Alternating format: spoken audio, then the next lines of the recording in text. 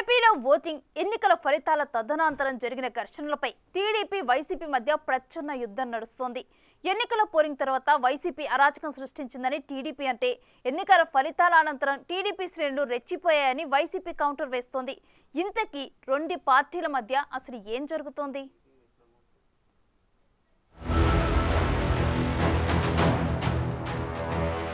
ఏపీలో 2024 ఎన్నికల్లో ఎన్నడూ లేని విధంగా ఘర్షణలు జరగడం సామాన్య ప్రజానీకాన్ని భయాందోళనకు గురిచేస్తోంది. ఎన్నికలు జరిగే రోజు నుంచి పలు జిల్లాల్లో ఈ ఘర్షణలు ప్రారంభమవగా ఊహించని రీతిలో తీవ్ర పరిణామాలకు దారితీశాయి. ఇక భారీ స్థాయిలో పోలీసులు, భద్రతా బలగాలు మోహరించి పరిస్థితిని అదుపులోకి తీసుకొచ్చాయి. ఇక ఎలక్షన్ ఫలితాల్లో టీడీపీ ఘన విజయం సాధించిన తర్వాత మళ్లీ ఈ ఘర్షణలు రాజుకున్నాయి. పలు ప్రాంతాల్లో ఒకరిపై మరొకరు దాడులు చేసుకుంటూ హింసాకాండను సృష్టిస్తున్నారు. ఈ క్రమంలోనే వైసీపీ, టీడీపీ నేతల మధ్య మాటల యుద్ధం నడుస్తోంది. టీడీపీ అధినేత చంద్రబాబుది ఆటవిక పాలనకు నిదర్శనంగా నిలుస్తోందని వైసీపీ నేత విజయసాయిరెడ్డి విమర్శలు గుప్పించారు. దాడులపై రాష్ట్రపతి, ప్రధాని, హోంమంత్రి, ఎన్హెచ్ఆర్సీ కార్యాలయాల్లో వైసీపీ ఎంపీలు లిఖితపూర్వకంగా ఫిర్యాదులు అందజేశారు. అనంతరం వైవి సుబ్బారెడ్డి, మిథున్ రెడ్డి, మోపిదేవి వెంకటరమణారావు, వేద మస్తాన్రావు, రఘునాథరెడ్డి, బాబురావు, తనూజారాణి గురుమూర్తులతో కలిసి మీడియాతో మాట్లాడారు. దాడులకు సంబంధించి సోషల్ మీడియాలో వైరల్ అవుతున్న వీడియోల్ని ప్రదర్శించారు.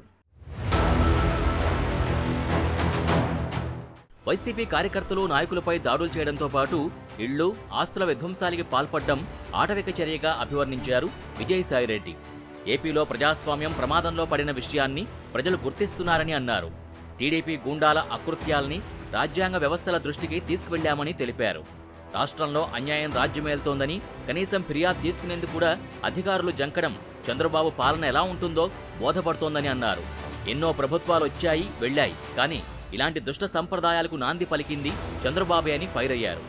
మన కుటుంబ సభ్యులు అదే రకమైనటువంటి బాధ అనుభవిస్తే మనం ఎలా ఫీల్ అవుతామో అదే ఇతరులు అనుభవించినప్పుడు కూడా ఒక నాయకుడిగా, ఒక రాష్ట్ర ముఖ్యమంత్రిగా మీరు కూడా అదే ఆవేదనతో ఆ యొక్క బాధలు తీర్చాల్సినటువంటి బాధ్యత ముఖ్యమంత్రిగా ఆయన మీద ఉంది అన్నటువంటి విషయంలో ఎటువంటి సందేహం లేదు.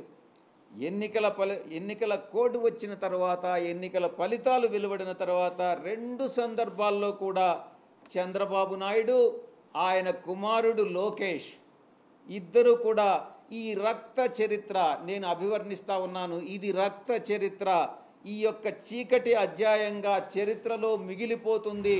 విజయసాయిరెడ్డిపై టీడీపీ నేత బుద్ధా వెంకన్న ఫైర్ అయ్యారు.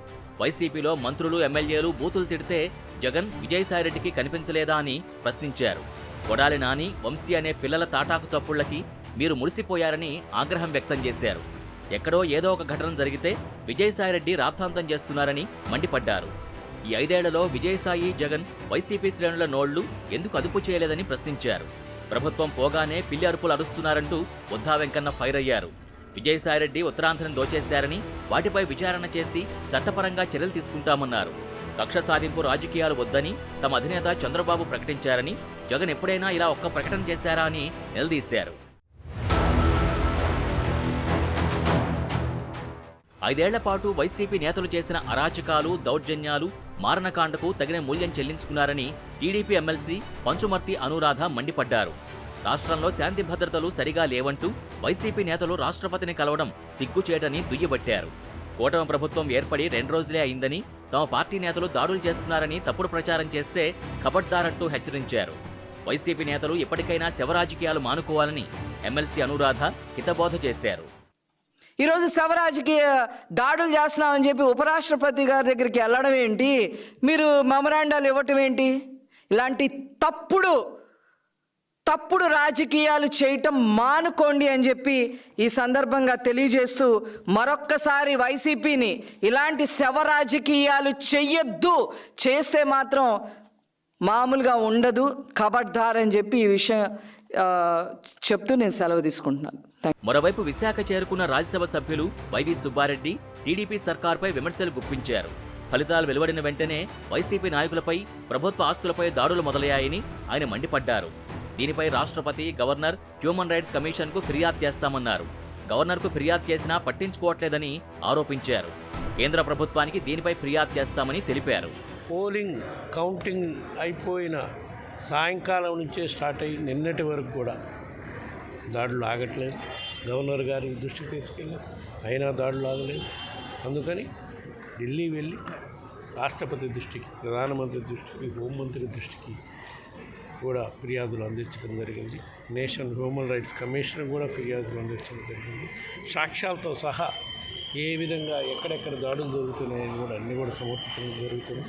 తప్పకుండా రాబోయే రోజుల్లో వీటన్నిటిని అరికట్టే విధంగా రాష్ట్ర ప్రభుత్వం చర్యలు తీసుకుంటుందని, లేని పక్షంలో కేంద్ర ప్రభుత్వం అయినా సరే వాళ్ళు కూడా ఇక్కడ ఎన్డీఏ రాష్ట్రంలో ఉండే ఎన్డీఏలో భాగస్వామ్య పార్టీ కాబట్టి వాళ్ళైనా చర్యలు తీసుకుని రాష్ట్రంలో ప్రశాంత వాతావరణం వచ్చే విధంగా. మొత్తానికి టీడీపీ వైసీపీ నేతల మాటల యుద్ధంతో మళ్లీ ఏపీలో పొలిటికల్ హీట్ మొదలైంది. మరి ఈ వ్యవహారంలో పార్టీల అధినేతలు ఏ విధంగా స్పందిస్తారో చూడాలి.